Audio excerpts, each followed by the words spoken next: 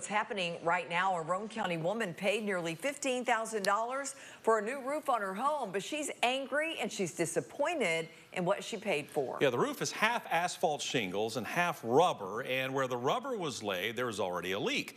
WAT 6 on your side consumer reporter Don Dare went to Harriman and talked with the retired Oak Ridge worker. Well, Bo, the comment that she made to us about her house, she said, "It looks awful." Asphalt shingles are the most common residential roofing material used in the United States because it's economical and easy to install, according to the Builders Association.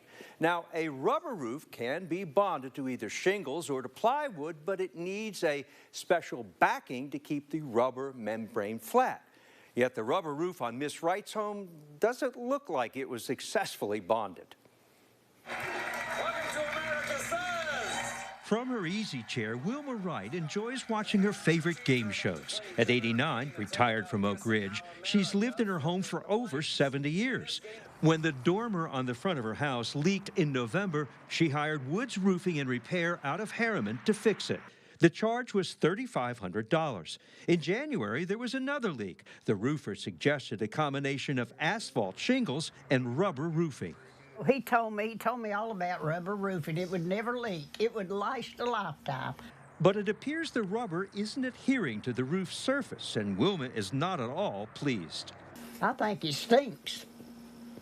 It looks awful. Have you seen it? Now it was all bubbled up. He told me to shingle it all. In January, she paid $11,100 for the half rubber and half shingled roof. Could you show me your contract? I don't have one. The roofer gave you no contract? No. He didn't explain at all how many shingles he was buying and how many pieces of plywood he was buying? No. Nope. My understanding was that my aunt expected it to be shingled. At some point, there was supposedly a discussion about rubber roofing and how they fixed the first repair. First, he was going to rubber it. Then, no, he couldn't do that. I said, well, shingle it. Then he couldn't shingle it. I said, I have lived here all my life, practically, and it's always had shingles on it. On the roof with Wilma's great-nephew, Mark Wright pointed out some trouble spots. It's just not good quality work. It's not work that you pay $15,000 to get done. It doesn't look like that's even glued. You see how easily if that was glued, you wouldn't be able to pull it up. Around the chimney, there's no flashing to prevent potential leaks. He also found another potential weak spot. So typically, when you got a vent coming through a roof like this, it should have some type of rubber boot over it. They've just cut a hole in the rubber. And with no boot, it does leak. Below the vent, David Wright, Wilma's nephew, stood in her bathroom. Above him, a fresh, soft, wet spot in the ceiling's sheetrock. A leak, it looks like to me, and you wouldn't think it'd be wet and leaking after you just had a new roof put on. I have spoke with a contractor several times, yes. They kept saying they want to make it right, and I told them what they needed to do to make it right. He never would say that he would come shingle the whole roof. We went to the office of Woods Roofing and Repair in Harriman. No one was there, but Patrick Woods did call us. He said, I did nothing wrong, period. I don't do bad work, and I did what she wanted me to do. I took off 2 layers of shingles and redecked the roof, and now they want to say it's not right?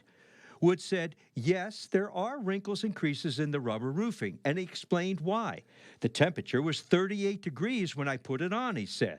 Regarding the leak in the bathroom, he said, no, I don't put boots on vents. I don't use boots on roofs, he said. But my work comes with a 7-year warranty, and I will come back and fix things and will put on shingles if that's what she wants.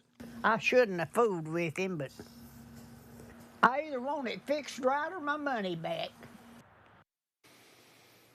Now, Patrick Woods also told us he's not trying to pull anything over on Miss Wright, saying he's never had any trouble with any of his customers before.